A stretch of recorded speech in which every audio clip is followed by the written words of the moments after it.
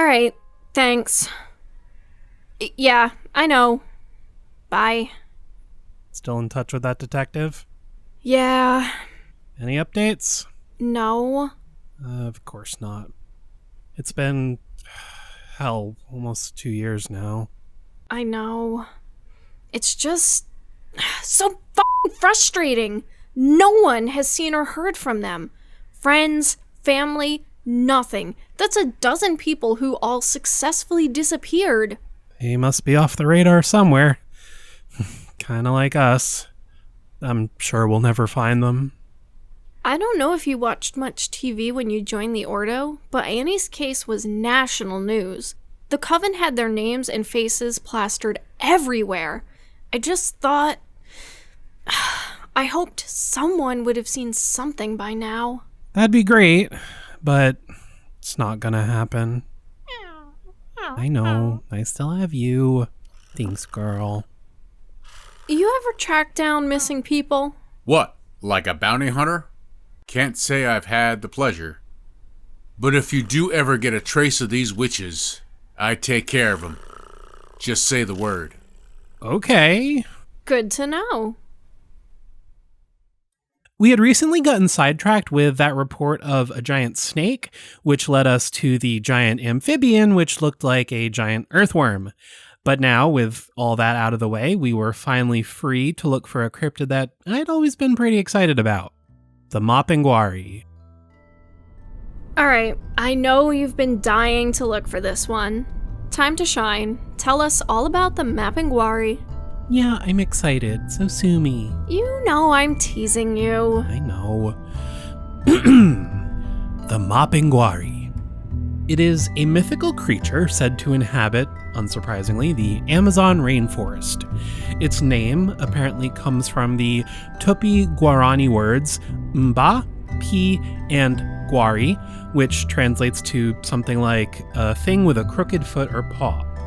There are some variations in its supposed appearance, especially between the mythological version and the actual sightings.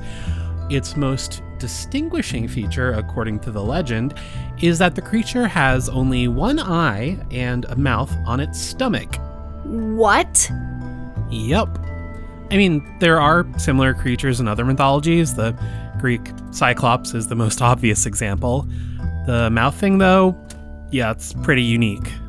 To be fair, though, out of all the actual sightings I could find, none of them really mention either of those, so it's probably just part of the folklore more than anything. Yeah, I've seen some weird shit in my time, but a mouth on a stomach is a bit much. I agree, actually. What else is there to know? Well, nothing as crazy as that. The Mapinguari is usually described as a creature between 6 and 9 feet tall, bipedal but also capable of walking on all fours, red fur. One of its other most notable features is the smell, which is supposedly so bad that it can make people dizzy and even knock them unconscious. It's quite vocal, making low rumbling roars and loud human-like screams. Nocturnal. Oh, it leaves 2 distinct sets of tracks. How's that work? Yeah, well, one is kind of just a circle, and actually the source of 2 other nicknames, Bottlefoot and Pestlehand. The other is supposedly human-like, but with only 4 toes, and it faces backwards. Huh. That is certainly something. Must have distinct hands and feet. One kind of print when they're bipedal, and you only see the other when they're on all fours. Could be. Supposedly their fur is super thick, making them impervious to harm, and according to legend, they can only be killed by shooting them in the head. That would be some thick fur. To be fair, we're probably talking about bows and arrows instead of guns. But, sightings are sporadic, though I do have a few. The earliest ones I could find go back to the 30s. In 1930, a man known only as Inocencio was exploring the Urubu River with friends when he got separated and spent the night alone in a tree. During the night, he heard loud cries and saw the silhouette of a man-sized creature. Of course, he panicked and shot at it, at which point it screamed some more and ran away. The next morning, all that was left were bloodstains, broken branches, and a sour odor. Ugh, gross. Yeah. In 1935, some hunters found large footprints and, again, broken branches. Jumping ahead to 1960, workers who were clearing trees to build a road reportedly witnessed the creature while they were working. No real details there, though.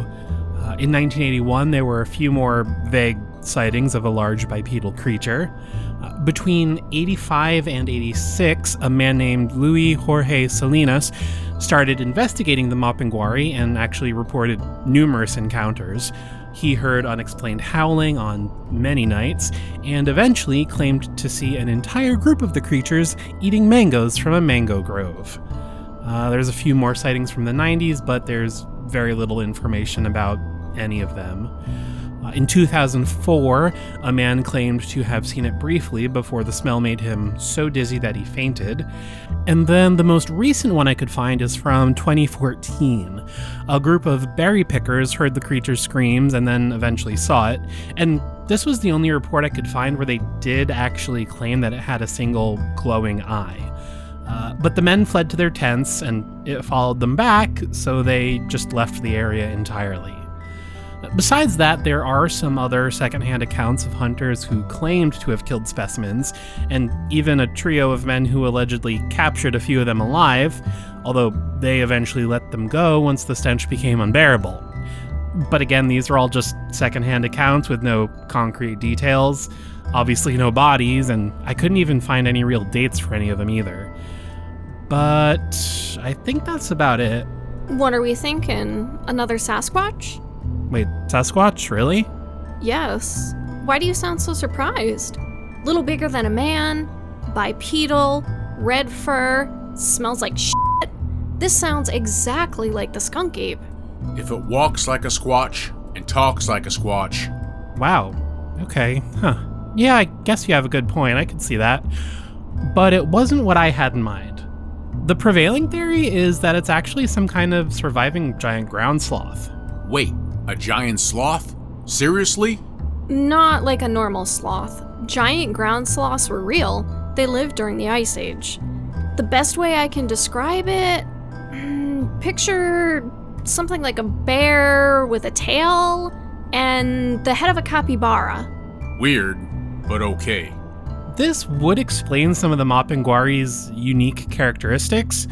For one, the reports that it could walk on 2 legs or 4. Giant ground sloths were quadrupeds that could also rear up and walk on 2 legs, like bears too, actually. Also, their footprints. You said they were backwards, right? Yeah. So the way ground sloths walked, it was kind of on the sides of their hands and feet instead of like the heel being flat on the ground, if that makes sense. So their claws would like curve inward and end up pointing backwards while they walked. Okay. What about the other tracks, the round ones? I honestly have no idea on that one. Interesting. Oh, and ground sloths did live all around North and South America, and it's generally believed that humans hunted them to extinction. Awesome. Of course we did. I mean, it could have been a mix of things, but we definitely contributed. But if there was a population in the deeper parts of the rainforest where people never really settled, then maybe they never got hunted either. And maybe some of them survived. Exactly. Oh, also, bonus fun fact. So, avocados. They have a giant pit in the middle. That's the seed. Mind-blowing. Avocados probably evolved to be eaten by ground sloths and swallowed whole so that the seed could sprout in their dung. So, we may have killed the ground sloths, but now we cultivate avocados in their place. Oh. Wow. I would not want to shit out an avocado. How poetic. I thought it was interesting. But, yeah, that's everything. I still think it could be something like the skunk ape, but I guess we'll find out. Since there weren't any recent sightings, we didn't really have any one particular place to focus our investigation on. So we decided to just start driving throughout the country, sticking to smaller towns and villages, and asking around. Hopefully, we'd be able to find at least a witness or two that could give us some idea on where to get started.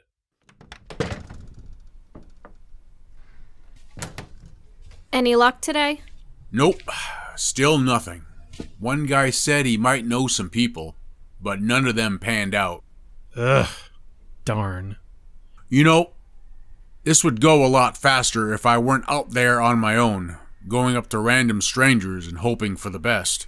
You know Lucas wants to stay low profile. And neither of us speak Portuguese. I'm not complaining, just reminding you, I'm only one man. After a few weeks, we still hadn't found anyone who had seen anything.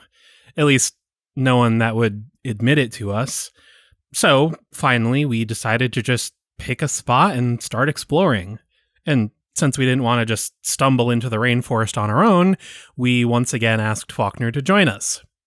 And with that, we ventured into the famed Amazon.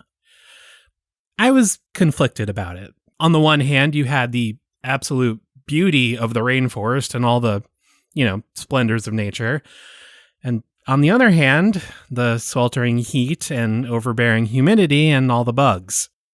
Obviously, we took it slow, just getting a feel for the land, seeing if anything jumped out at us, literally or figuratively. A few days in, Mia took me aside to talk. I'm starting to get the feeling you're probably right about the ground sloth thing. Oh yeah? Well, at the very least, I don't think it's a Sasquatch. No? Even though we haven't found anything yet? Because we haven't found anything. Pretty much every Sasquatch we've come across, I've been able to sense them. And they've been able to sense me. There's something similar about all of them. Even my grandfather noticed it. Something about all the different Sasquatch species. They're just more attuned to my powers. But here, I haven't gotten anything. Oh, okay, gotcha. I wasn't thinking it was a Bigfoot, but it's good to have the confirmation. Smartass. We placed some camera traps sporadically as we went along, but the food traps probably wouldn't be much help since we weren't too sure about the creature's diet. We ended up using some various fruits, but there were plenty of other animals who would be interested in that. And since Mia wasn't picking anything up with her powers, our biggest hope was still finding some sort of tracks or droppings or really anything physical to go off of. I was hopeful, but I could tell the others were getting bored. Most nights, I ended up sparring with Faulkner. We'd fallen into this routine since he started traveling with us. Before that, when I was with the Ordo, they started training me in basic hand-to-hand combat. Nothing exhaustive by any means, but it was a good start.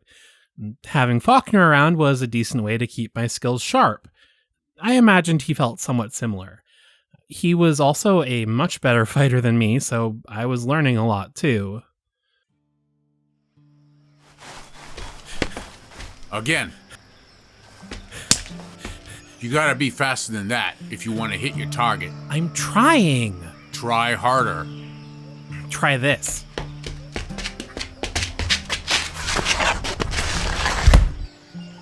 That's how you get flipped on your ass. It's just hard to move in this weather. It's so humid. The harder you train, the better you fight. Think how easy it'll be when you're not in a rainforest. I know. Good point. I just need a break, though. Mia, when are you gonna join us?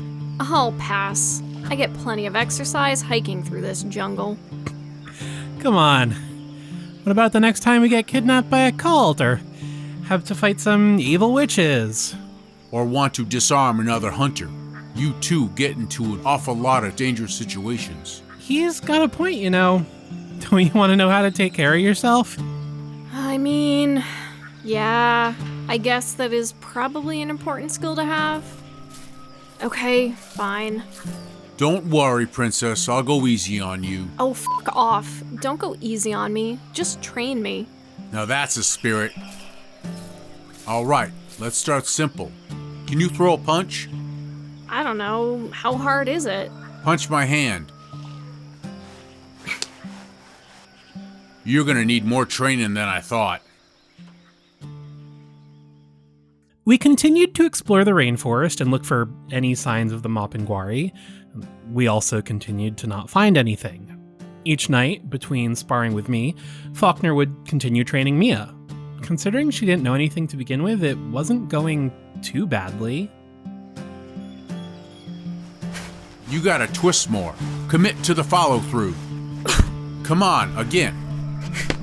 You're starting to get the hang of it. Come on, harder. I know you don't like me. Get that anger out. I had to give it to him. Faulkner was actually a pretty good teacher when he put his mind to it. Anyway, things went like that for a few weeks when we finally caught a break. Ugh, was that one of you? Not me. You said the Mapinguari smells? Maybe we're finally close. Maybe.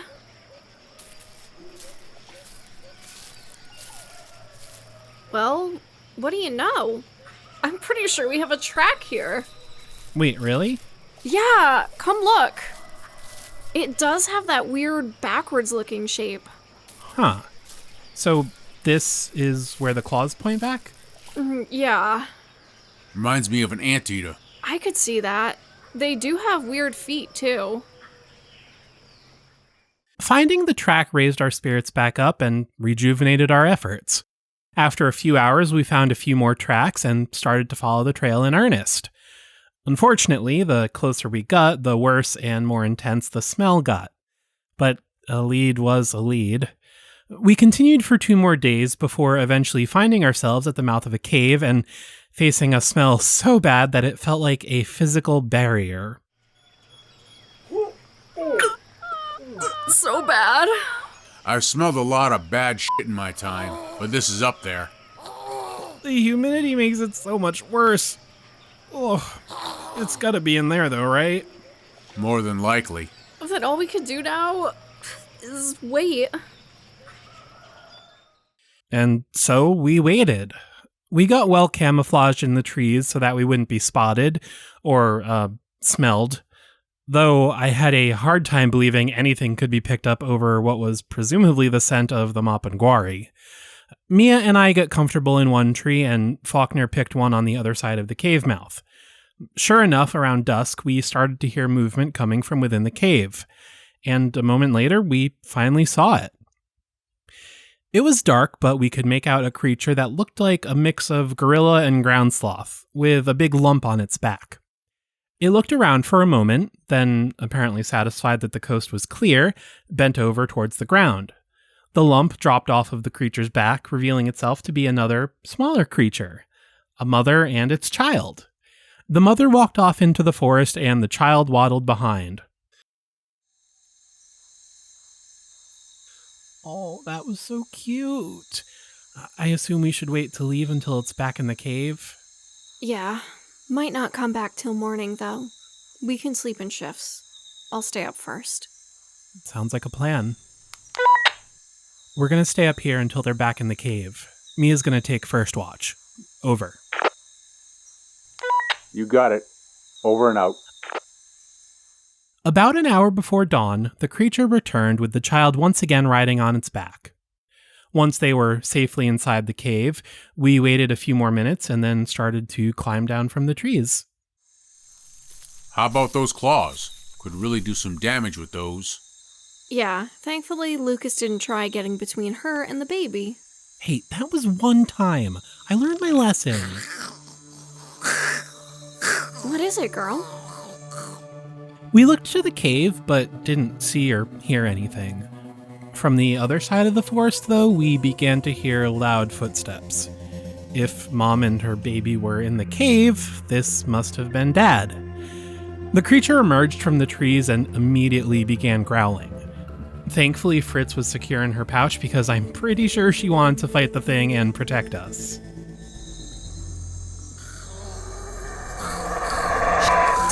Get ready to run if this doesn't stop it. Don't shoot! Are you kidding me? Just give me a chance. Fritz, calm down. I didn't say anything, but I could tell Mia was trying to use her powers. The creature stopped walking when it saw us, but reared up on its hind legs. It was trying to intimidate us, and it was pretty effective. Mia sent a thought to Fritz, who was clearly unhappy about it but quieted down. Then she raised her arms and faced the creature. Come on. We're not a threat. Come on. Just let us leave. You want to get us killed? This'll work. Stay behind me.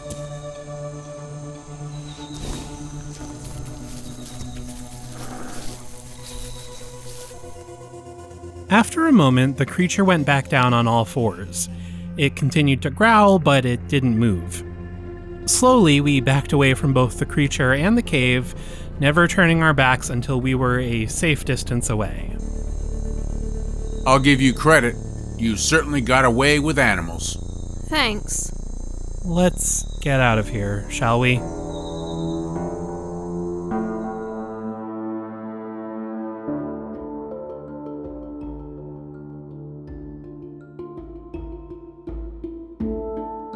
Field notes. Mapinguari. Like Lucas theorized, it turns out that the Mapinguari appears to be related to prehistoric giant ground sloths. Unlike those species, which had limbs roughly the same length, the Mapinguari had arms that were longer than its legs, giving it a sloped back and a posture similar to a gorilla. Like other ground sloths, they have large claws on each finger and walk on their knuckles. When on all fours, it measured just over 5 feet high at the shoulders, and when rearing up, it was nearly 8 feet tall. The male and female were about the same height. Given their size and general appearance, I think they're probably related to one of the smaller species of ground sloth, like Mylodon or Megalonyx, rather than Megatherium, which was roughly the size of an elephant. Interestingly, the mythical Mapinguari was said to have a single eye and a mouth on its torso. Obviously, it didn't have either of those features, but it did have some distinctive markings. The creatures were primarily covered in dark, reddish fur, but they also had a very large, bulbous nose surrounded by a ring of white fur. From a distance, this could easily be mistaken for an eye. And on its stomach was a jagged patch of dark fur, similarly surrounded by white. This gives the appearance of an open mouth and sharp teeth, especially when the creature rears up on its hind legs.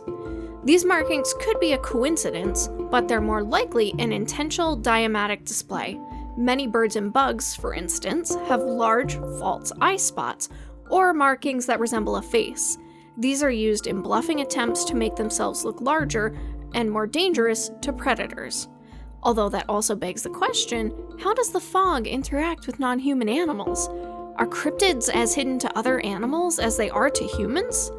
The fog would certainly pose an advantage to predators and prey alike, but that would take far more research to find out.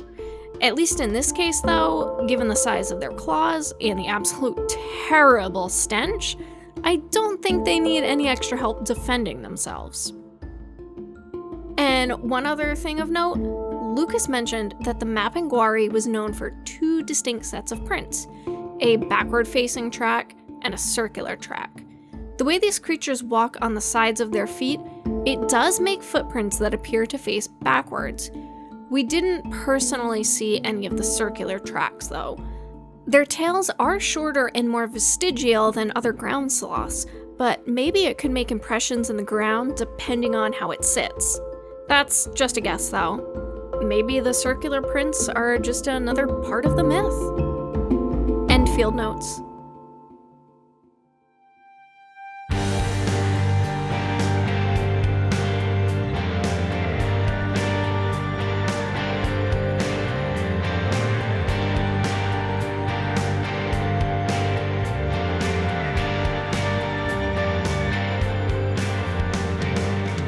The Cryptid Cases has been a production of Little Giant Monsters. Find out more about us at littlegiantmonsters.com and by searching for Little Giant Monsters on social media.